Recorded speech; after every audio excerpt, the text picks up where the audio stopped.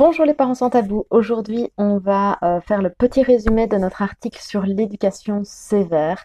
On entend parler beaucoup de violences éducatives ordinaires. Je ferai une minute neuropsy sur la question.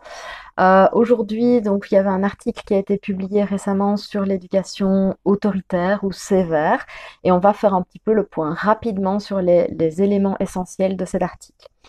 Alors, il y a différentes situations dans lesquelles on aurait tendance à appliquer notre autorité en tant que parent. J'entends par là appuyer notre pouvoir parental sur les enfants, sans pour autant être maltraitant au sens propre du terme. Euh, j'en- je pense notamment aux situations où l'enfant ferait une expérience, où il essaierait des choses que nous allons peut-être percevoir comme une bêtise. En fait, ça reste des expériences que l'enfant teste pour apprendre, pour développer son autonomie, pour plein de raisons, qui parfois vont mal tourner. Et donc, ça va parfois nous mettre en colère ou nous agacer. Ça peut être une des raisons qui va nous amener à appliquer une sanction ou une autorité quelconque.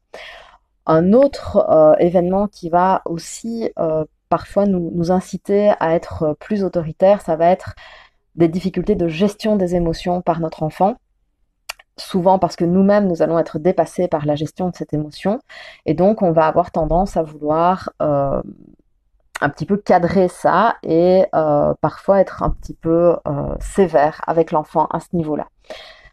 Malheureusement, ce sont des conseils aussi qu'on reçoit de l'entourage ou de professionnels qui vont nous inciter à appliquer ces techniques et qui ne sont en fait pas vraiment efficaces dans un premier temps, mais surtout qui vont pouvoir avoir des effets délétères quand on est dans un mode éducatif autoritaire ou sévère.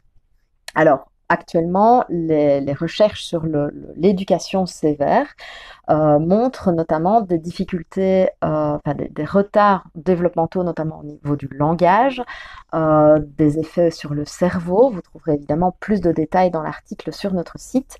Il peut y avoir également des troubles du sommeil qui vont apparaître chez l'enfant. Ici, je vous ai mis un petit récapitulatif sur le tableau, mais on ne voit pas tout. Donc, des troubles du sommeil, je l'ai dit, un ralentissement du développement, des difficultés comportementales, donc on va rentrer dans un cercle vicieux quelque part parce que vous allez vouloir être sévère pour limiter les troubles du comportement que vous estimez, en tout cas des troubles du comportement, et ça risque d'augmenter les difficultés comportementales. Donc là, on va se retrouver dans une espèce d'engrenage un petit peu négatif.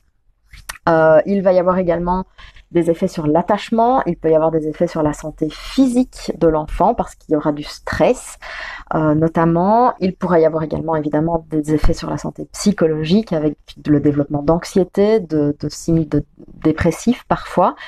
Et évidemment sur le cerveau, je l'ai dit, ce qui est important à l'heure actuelle, je pense, ça va être vraiment dans un premier temps de former un maximum de professionnels et également d'informer les parents. C'est pour ça que vous avez vu, nous avons proposé une tribune, une lettre ouverte qui a été publiée dans le Nouvel Obs.